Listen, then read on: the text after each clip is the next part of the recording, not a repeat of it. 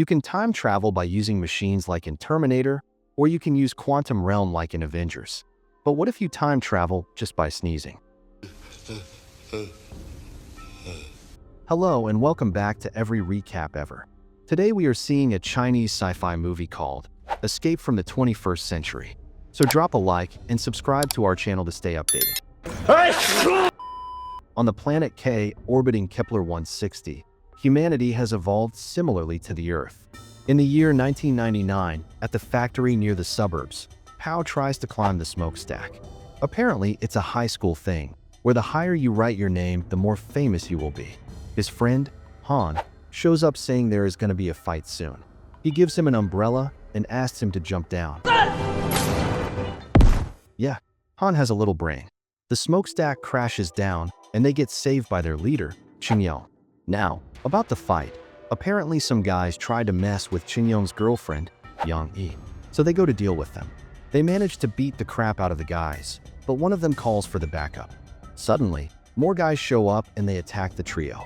While fighting, some barrels fall into the nearby lake, and a mysterious chemical spreads throughout the water. After beating Qingyong, they throw him into the lake. Pao and Han see their friend drowning and jump into the lake to rescue him. While returning defeated, Qingyong accidentally sneezes and ends up in a limbo. He sees his own frozen body from a third-person view.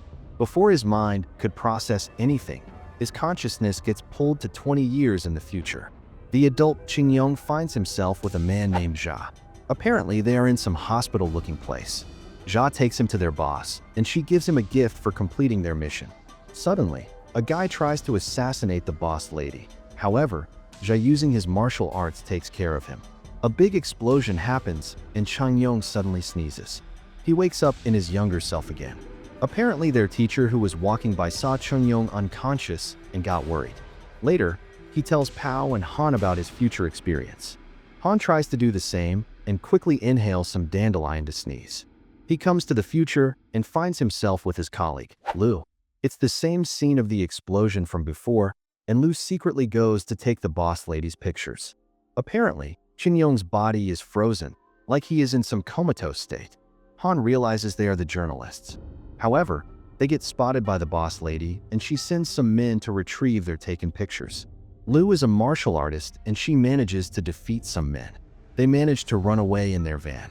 Han quickly uses Lu's hair to sneeze and comes back to the past. He tells the guys about his journalist experience. So now Pao starts wondering what will be his future.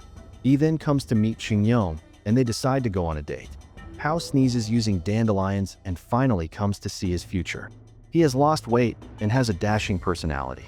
The shocking part is, he is living with the future E. Apparently, they are dating. Pao quickly comes back to the past and tells this to Hao. He asks Pao to quickly end their relationship or Qingyong will unalive him. They then go to Qingyong's house for an urgent meeting. His dad welcomes them, and after a few minutes Qingyong returns from his date. He wants to know if he will be marrying Yi in the future.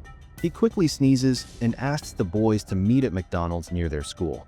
Pao, who's worried about Qingyong finding out his future relationship, quickly goes to the past and tells everything to future Yi. Surprisingly enough, she believes him. However, she doesn't want to meet Qingyong. According to her, he broke up with her due to some unknown reasons. She couldn't handle the heartbreak and ended up taking illegal substances. Also, she is with Pao now, so she asks him to keep him away from her. Meanwhile, future Han wakes up in the van parked near the rundown house. He goes inside and meets Lu. He wonders if they are dating, but she clarifies saying she has a boyfriend. Han gives her an excuse that he had a memory loss and forgot 20 years worth of memories. Later, the future trio finally meet, and the guys get shocked seeing changes in Pao. Qingyong tries to call Yi, but his calls don't go through. In the end, Qingyong decides to get help from their school teacher, as she might be knowing her address. However, she has already passed away due to falling from her bicycle. So the guys return to the past and break her bicycle. But then she ends up dying from her husband's bicycle. Now they break his bicycle. But the cycle continues, and they end up destroying every bicycle around her. In the end, she keeps dying, and the boys give up on this plan. Qingyong then asks Han to publish news of the reunion, hoping that he will attend. Han comes to the future and with the help of Lu, posts a reunion invite. Apparently, Lu's article about the boss lady gets famous and everyone from the staff praises her. But their boss takes all the credit for the article. Apparently, she doesn't treat Lu properly and always steals her achievements. Han gets angry seeing this atmosphere and starts beating everyone. He destroys the office and jumps from the building with Lu. After reaching her home, she gets frustrated as she now has to find a new job. Basically, she wants money to move abroad with her boyfriend. Han tries to convince her that he is just leeching off her money, but she is too delusional to believe it. So the boys return to the past and try to win the lottery through future use. But they soon realize they can't defy fate, as the winning number keeps changing. Apparently, the Street Fighter copy that Han had also became very expensive in the future, but he doesn't remember who he sold the copy to. Meanwhile, in the future, Jia comes to Lu's rundown house. He is curious about who wrote the article about his boss. Lu and Jia have an intense fight. Basically, he has been ordered to unalive her. He gets an upper hand and ends up knocking her. She is on the verge of death. He then stuffs her in his car trunk to present her to his boss. Later at the hospital, every specialist has given up on Chungyong. They believe he is in a coma and won't be waking up ever again. However, he suddenly wakes up as if nothing happened. Chungyong then takes Jia's car and goes to the reunion. He is expecting to see Yi, but she doesn't come. The boys then find Lu in Chungyong's car trunk. Han watches her in a shocked state. He quickly takes her to the hospital. She is in a critical state from blood loss, so Han gives his blood to save her life. Meanwhile, Chungyong confronts Jia about Lu, and he just breaks into laughter. He doesn't understand why Chungyong is behaving so differently. Apparently, they both work for the boss lady who's into illegal activities. Chungyong accepted this job after his father fell into a coma. The medical fees were so high that he had no other option but to do these types of work. Oh, and Jia even threatens him, saying if he betrays them, the consequences will be worse. Chungyong breaks down from inside, seeing his dad in such a state. He starts hating everything about the future self. He comes back to the past and tries to end their relationship with Yi, as he doesn't want to create trouble in the future. However, she doesn't care where they end up. She just wants to be with him. For a few days, Chungyong tries to adapt to his future life by doing all the dirty work. One day, while dragging a body to the car trunk, Han confronts him and asks him why he joined an evil organization. I mean, he doesn't understand how the person he admired so much ended up this way. For the first time in their life, they fight with each other. Han accidentally spills Pao's secret, saying it's better that he chose Pao. Chungyong finally realizes why Yi is avoiding to meet him. Meanwhile, Pao is having dinner with her. Chungyong comes crashing into the restaurant and starts beating Pao. The fight escalates. I mean, they keep fighting in the past also. In the end, he breaks the fight and tells Chungyong that it was him who left her. He finally realizes why he must have done this, as his current job endangers her life. He starts hating the future even more. She asks him to go back in the past and change the future by becoming a better person. Chungyong can't give his word because of his dad's condition. So a few days later, he gets news of Yi's taking her own life. Meanwhile, Han goes to visit Lu at the hospital and finds out her boyfriend returned from overseas.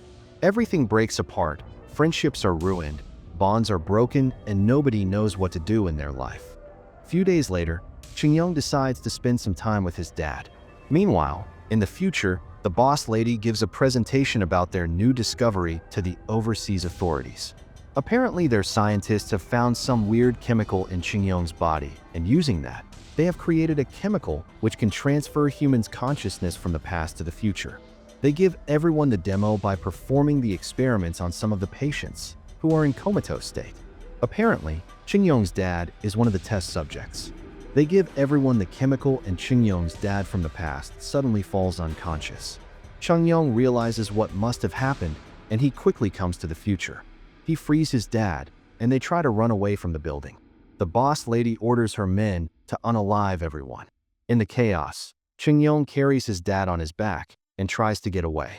However, his dad gets shot.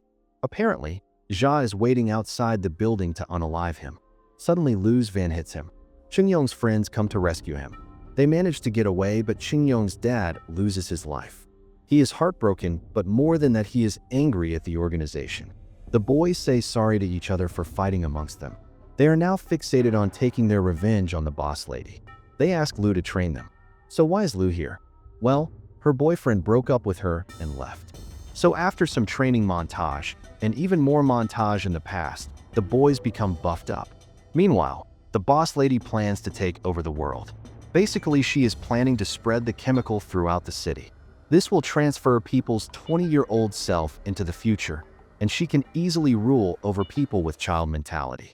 They have a perfect plan to use a flock of birds to spread the chemical. On the day of operations, at their base, the group comes crashing in the van. They have already taken out all the guards. Jia decides to give them a last chance by offering a large amount of money.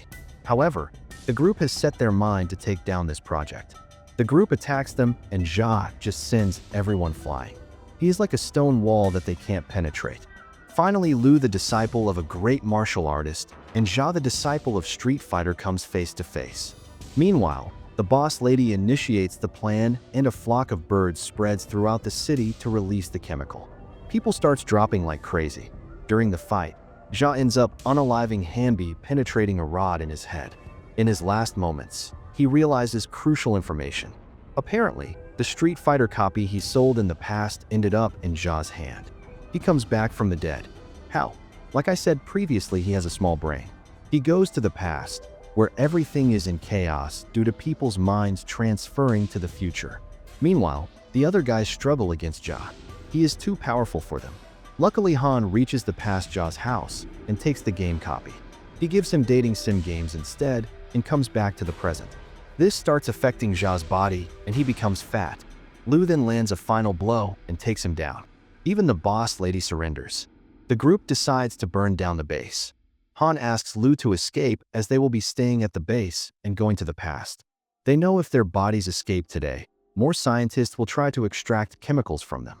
Lu asks Han to approach her in the past and make her fall in love with him. With this, they say their goodbyes and come back to the past. They start living their life differently in hope of changing their future. But is it possible? Only time will tell, as they can't return to the future anymore. Qingyong continues dating Yi to change his mistake. The boys learn how their actions today can change their outcome. With new hope, they continue their high school lives. The end. I hope you enjoyed the video. Don't forget to drop a like and subscribe to the channel. That's all for today. See ya.